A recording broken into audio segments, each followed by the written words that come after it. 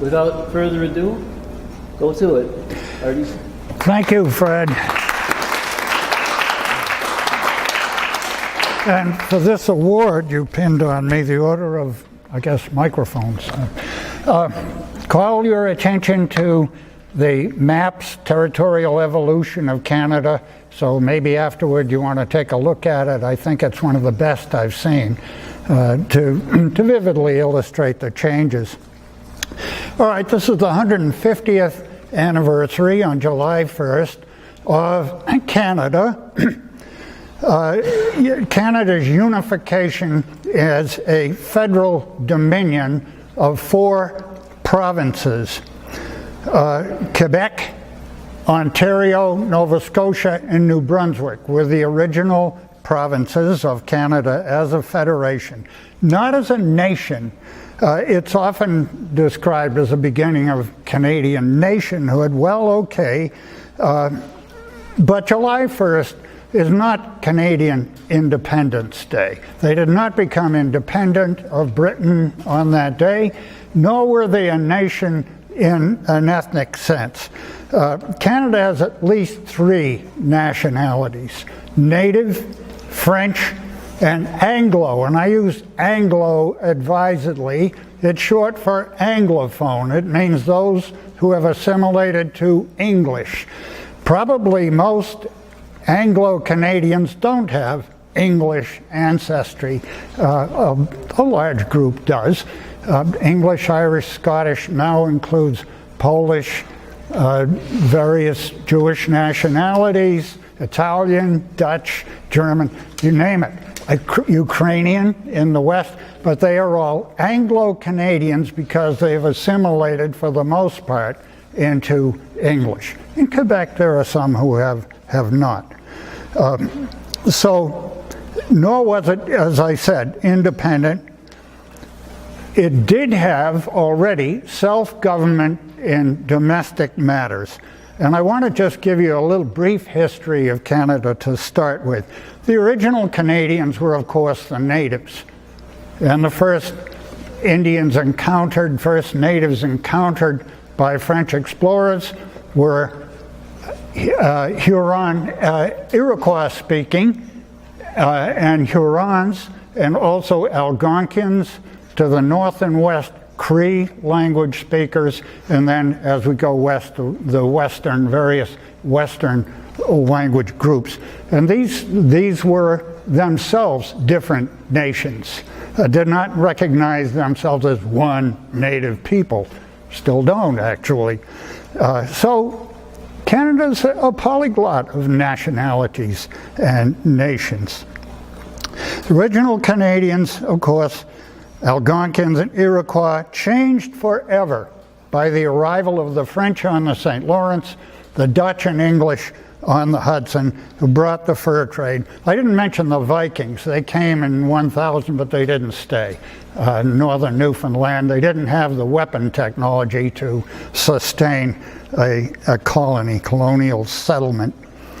The fur trade empire that the French established on the St. Lawrence, based first at Quebec and Montreal, rivaled the one on the Hudson, founded by the Dutch shortly thereafter, and taken over by the English in 1664. Series of wars between Britain and its allies and France and its allies, which included on the French side the Hurons and Algonquins, and on the English side, Iroquois, various Iroquois of the 5 nations, later 6 nations. The British conquest of Canada in 1759 led to the British takeover of the fur trade and of the province of Quebec. They didn't call it Canada, it was Quebec at that point. The victory of Wolfe on the Plains of Abraham, that dramatic battle in which both commanders are killed. There are portraits of Wolfe dying in the arms of his officers, Montcalm in the arms of his officers. British rule of Canada subsequently was relatively mild.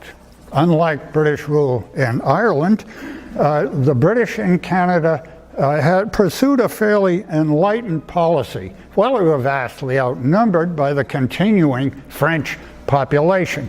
So under General Sir Guy Carleton, they allowed, first James Murray, then Guy Carleton, allowed the French to keep their laws, which still Quebec has French civil law, and to continue tax support for the Catholic Church, to tax them on Catholics, so that they didn't try to Protestantize the French. There was no desire to wipe out their religion. The American Revolution, of course, failed to take Quebec in a snowstorm on July 31st, 1775. They were beaten back at the gates of the city. British reinforcements arrived, and Quebec remained under the Union Jack. But at the end of the Revolution, Canada's English population would appear in the American Loyalists. Remember, we forget the American Revolution was a civil war, and that probably almost as many Americans were involved on the royal side as were on the revolutionary side. Fortunately, the revolutionaries had French troops along with them, and ultimately won. Many of the Loyalists went to England or the British West Indies, but a great many also went to British North America, which consisted of Nova Scotia and Quebec, and of course the territorial West, ruled over by the Hudson's Bay Company. Some people said that HBC meant here before Christ. Not quite, but the Hudson Bay Company is one of the oldest companies in the world. 1664, I think it comes from, and it still thrives. Doesn't deal in furs anymore. Well, the British created New Brunswick out of the vast province of Nova Scotia for Loyalists who went up there. It's called the Loyalist Province, though it also has a sizable French population of Acadiens, a different kind of French Canadian. They speak a slightly different dialect from the Quebecois. And they're about a third of the population of New Brunswick today. And then in 1792, Canada is born, in a sense. The British divided the huge province of Quebec into Lower Canada, which would retain French law, and Upper Canada, which would be for the American Loyalists, would be Anglophone. There were a good many English-speaking businessmen already in Montreal. They had taken over the fur trade from the French, people from Albany and Scotland particularly. Natives pushed on the reserves as they were south of the border. Kanawaka, near Montreal. Lake of Two Mountains, also near Montreal. St. Regis, remember this part of New York State was part of Lower Canada at one point. Lower Canada meaning downriver. We always think up north. No, it's downriver. Upper Canada would become Ontario later. All right. Colonial government. These colonies, we now have Nova Scotia, New Brunswick, Newfoundland, Prince Edward Island, and of course the Canadas, Lower Canada and Upper Canada. Each province had a governor. The Lower Canadian governor was called a Governor General. The others were lieutenant governors in Quebec. And the governor was sort of he was in lieu of the monarch, all right? Under him, a body of advisors that he appointed from the business leaders of the province, and an elected assembly, elected by the propertied elite. But the governor was pretty much of a little monarch. He could veto anything, okay? or save it for royal approval. A little monarch in his own state. But if he acted too much like a little monarch, what would happen? I always likened it to a president of a SUNY college. Okay? The president of a SUNY college is a monarch. Faculty governance, student governance, they're just advisory. But if the president ignores them too much, what happens? People call Albany. And they complain. And when the complaints mount, Albany sends somebody up to say, what's going on up there? And maybe the governor, maybe the president loses the job. Likewise, colonial governor. So he had to keep on the good side of at least the elite in the colony. Not common people. They didn't get to vote. Not in those days. But in the 1840s, British foreign policy changed. They dropped the policy of protectionism. Hello, our present leader. And went to a policy of free trade, which meant that the colonies weren't so important to them anymore. They were willing to loosen the strings.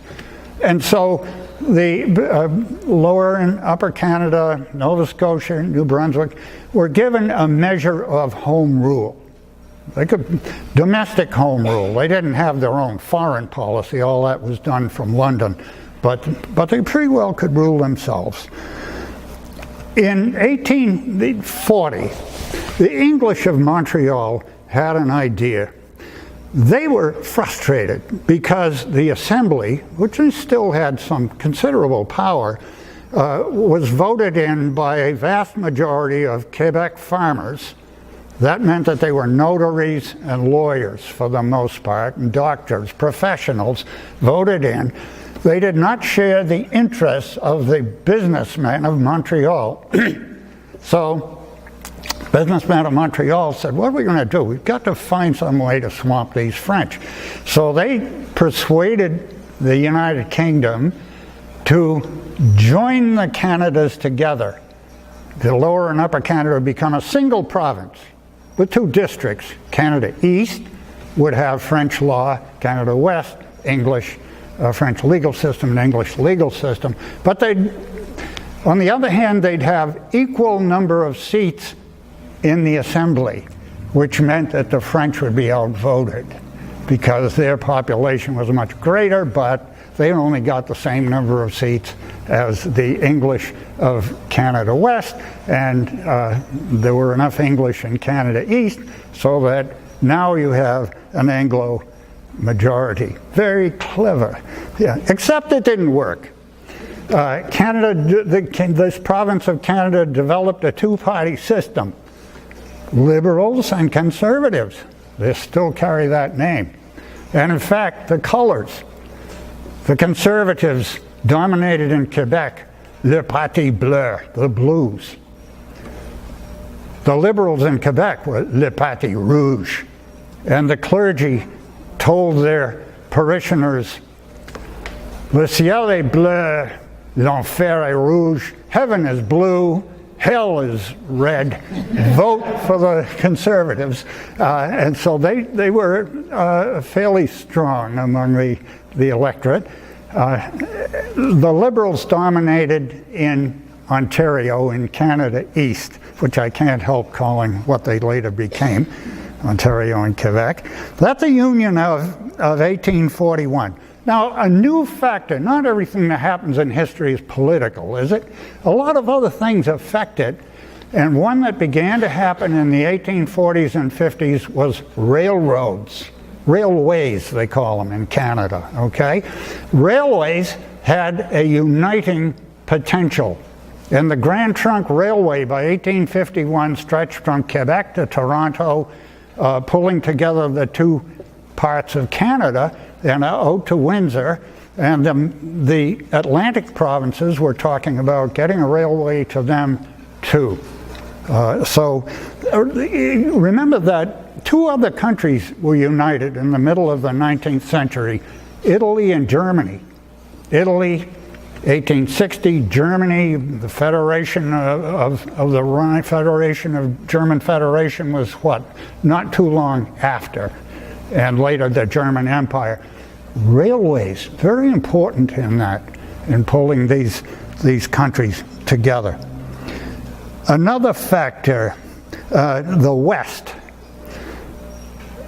Canada West leaders had their eyes on the vast territory out beyond the lakes, Rupert's Land, controlled by the Hudson's Bay Company, which exercised political as well as economic control at the time. But time was running out for them, and they knew it.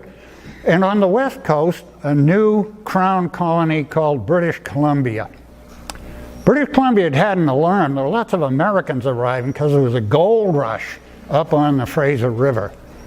And there was a fear that the Americans would move in, just as they did in Texas, and the next thing you know, the Stars and Stripes would be flying over Vancouver Island and all the way up to the Alaska border, and we don't want that. And so an engineer army officer on Vancouver Island came ashore and founded, with later approval, the Crown Colony of British Columbia to make sure that the redcoats were in evidence, that British law was enforced, so that these rambunctious Americans up on the Fraser River had not better get any ideas. And it preserved what would become Canada free sea to sea.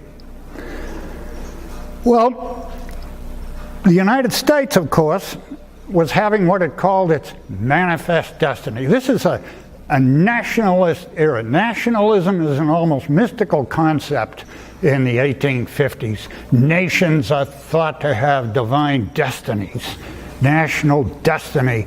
They have nationalist movements, Germany, Italy, Ireland, various places. United States manifest destiny to spread sea to sea. And so a lot of Canada Westerners are thinking along those terms too. Look, it's our destiny to be this great nation if the British will cooperate. Leading lights in the movement toward a federal union, John A. Macdonald, a lawyer from Kingston, who was one of the leaders of the Conservative Party, and his counterpart in Quebec, Georges-Etienne Cartier, who was Solicitor General of the Grand Trunk Railway. Again, railways figuring here. Another leader had to be convinced. That was not Joseph Howe. It's going to come to me. George Brown in Canada West, leader of the Liberals, kind of fairly powerful leader. They had to try to win him over.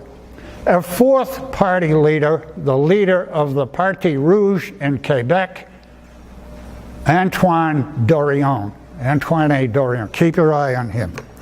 He's a factor here in the other direction. In 1860, Macdonald Cartier called upon the British Crown, that is the government, they call it the Crown. Actually, the Queen didn't make these decisions.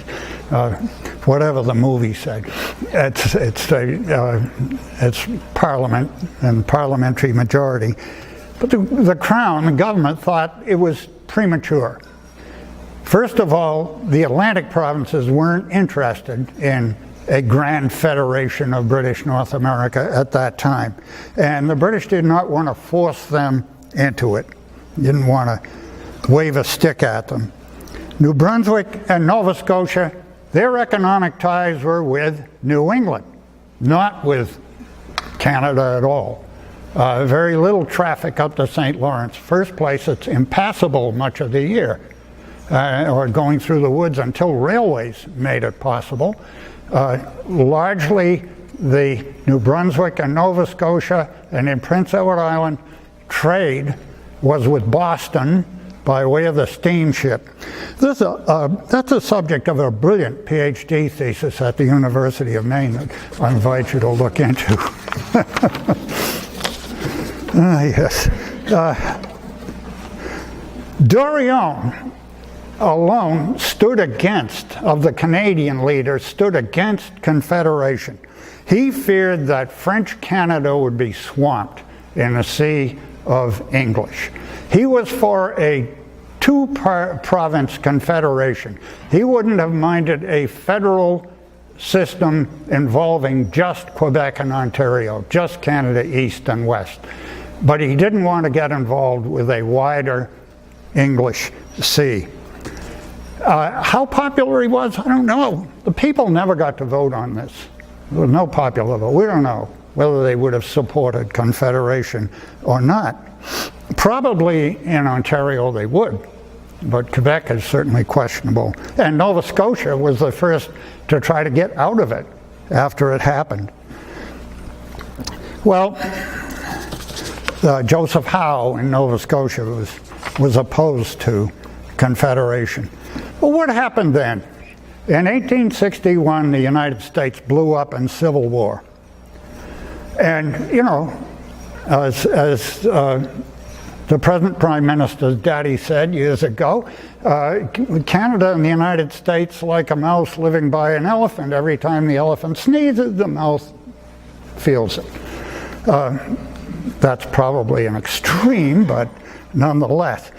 The U.S. Civil War created considerable fear in British America because of the British attitude which favored the Confederacy and a series of events, of crises between the Union, the United States, and Britain, the first being the Trent Affair. In 1861, a British mail steamer was going from Cuba to England with a couple of Confederate emissaries aboard who were going to try to get the English to recognize the Confederacy, and one was detailed to France as well, named Mason and Slidell.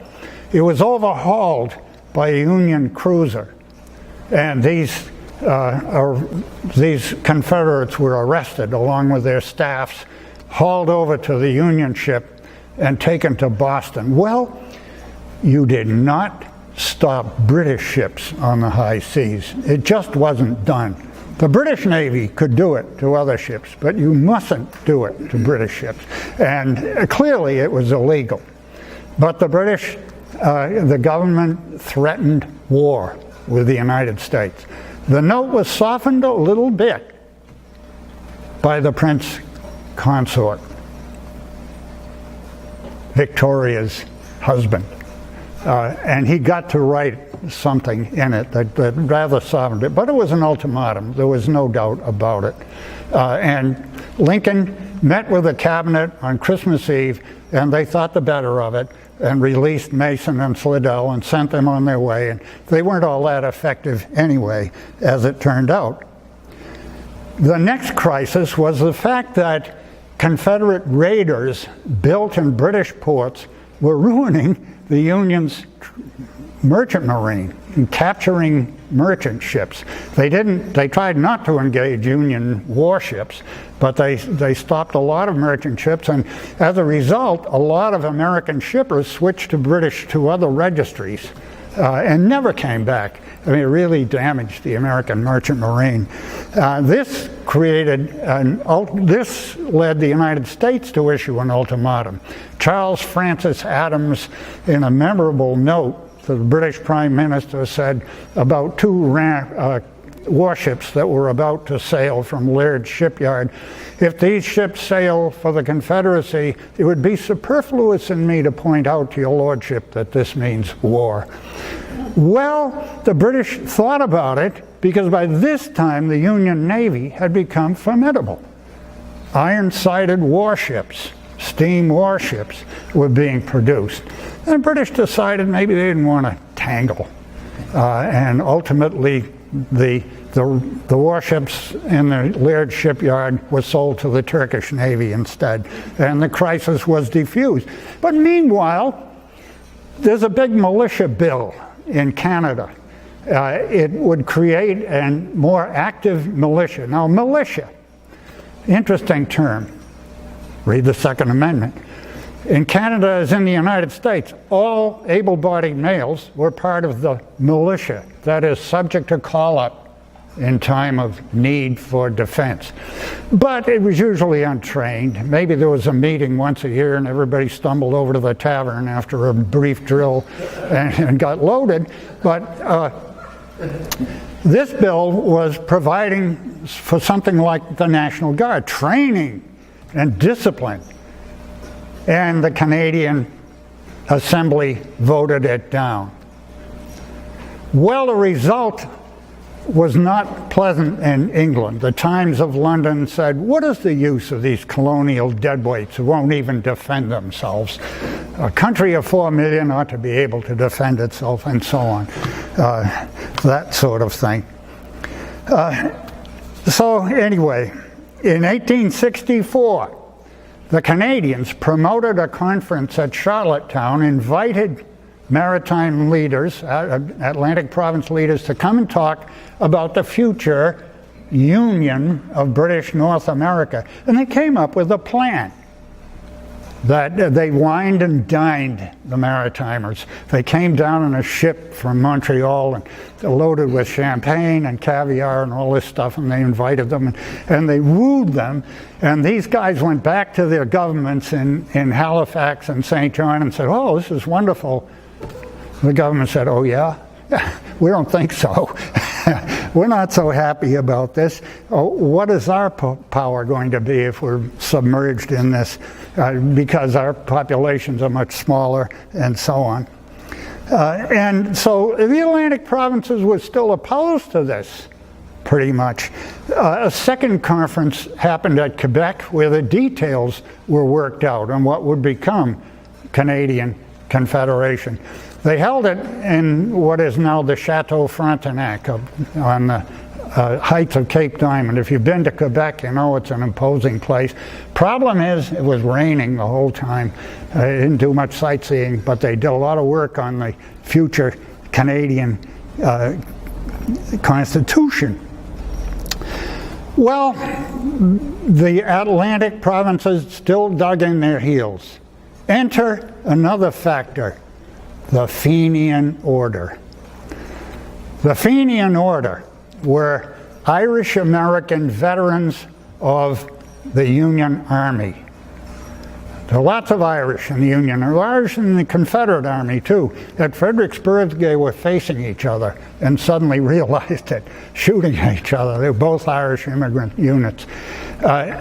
Anyway, these guys adopted green uniforms and planned to liberate Ireland by attacking British North America. Put pressure on the British to let Ireland go. Well, and there were attacks in Western Ontario, Niagara Peninsula, driven back, attacks on Canada East from Malone, after Confederation even.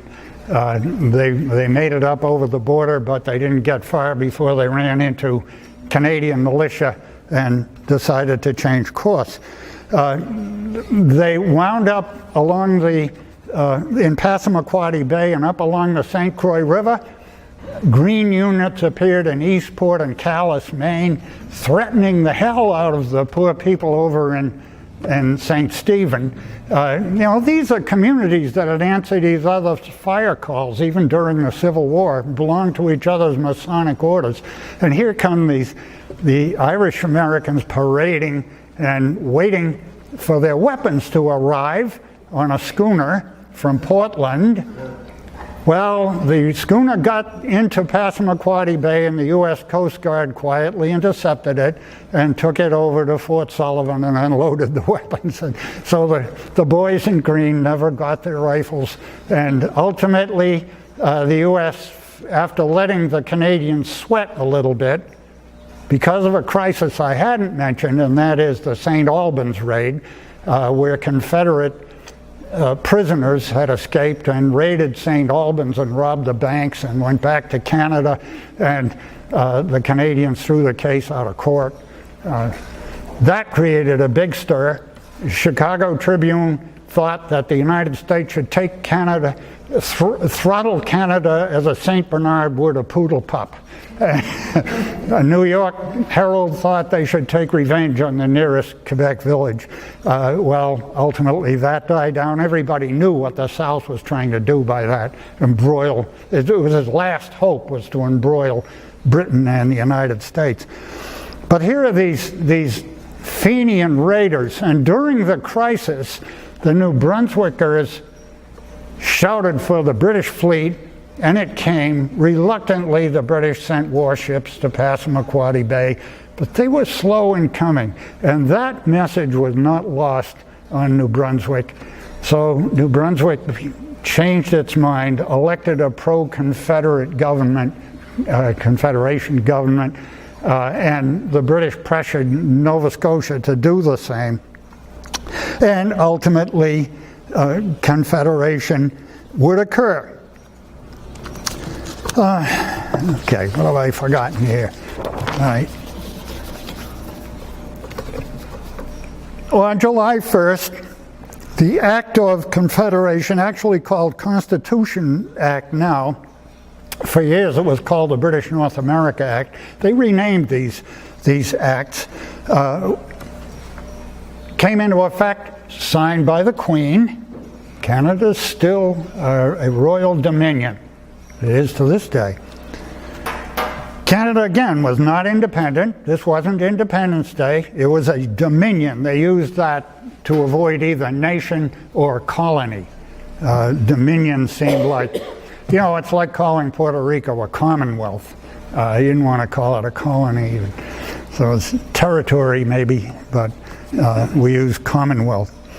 Governor generals appointed by the Crown at the time. You have an elected House of Commons and an appointed Senate. A certain number from each province, weighted for population. It was the British system. The Senate had very little power and still has very little power today. Review power. You can send it back for reconsideration, but they can't really veto anything. The Prime Minister was the leader and is the leader of the majority in Parliament. Happens to be the Liberal Party today with Justin Trudeau as leader. They have to have an election at least every 5 years. But it can happen sooner if the leader loses the confidence of the Assembly, just as in England. You can, just as the recent English Prime Minister, British Prime Minister did, Theresa Fay. Lack of confidence vote or simply defeat on a major issue can trigger this. Then the leader has to go to the Governor General, request a new election, or the Governor General may call for a new election or appoint the opposition leader to try and run a government. And if the opposition leader can do it, fine. If not, then they have to have another election. But it's that fluid. Canadian independence comes in 1931 in the Statute of Westminster, which created the British Commonwealth of Nations. Since then, Canada has been independent. Only in 1982 did it work out a process by which it could revise its own constitution without reference to the British, but it was independent in 1931. The British Commonwealth is a voluntary association. The Dominions were not forced to be in it. The Irish dropped out, and South Africa did at one point. British Crown is still the Crown of Canada. It's a good deal to have a monarch if the monarch is 3,000 miles away. It's a little cheaper, but they do contribute to the royal expenses, and I think they enjoy the ceremony. Not in Quebec. They're not so hot about that. Quebec retains French law code, and of course French is the official language in Quebec. They don't call themselves bilingual anymore, the only province that does not. And They have a sign law. They have the tongue troopers enforce a sign law in which English has to be larger than, French has to be larger than English on the sign. Yeah. There's been no movement to separate Quebec since it nearly passed in 1995. But partly that's because Quebec nationalists have managed to disprove the notion that Quebec could preserve French culture only as an independent state. They've done a pretty good job of preserving it within Canada and defeated their own rationale, I think. But, you know, things can change. Things can change. For the exam, keep in mind major factors: railroads, the West, political, the United States Civil War. Wait, there's no exam. Lucky you. And lucky me, I don't have to read it. Questions? How far do I go? Thank you. Oh, by the way, this is the original Canadian flag. I'm sorry I can't get closer to you with it, but it's called the Red Ensign. It's on. And of course, they had to have a new one in order to play Quebec. Not like that British Union Jack up there. So now we have the maple leaf. Red for English, French, white for French. Yeah, everybody's happy. Probably not. A lot of people sputtered about it. Do you know there's a state with a Union Jack in the upper left corner? Do you know what it is? Hawaii. Hawaii, with the Sandwich Islands. Originally British, I think, for a time. Yep. Yep. Okay. Thank you. Thanks everybody for coming. I hope you enjoyed the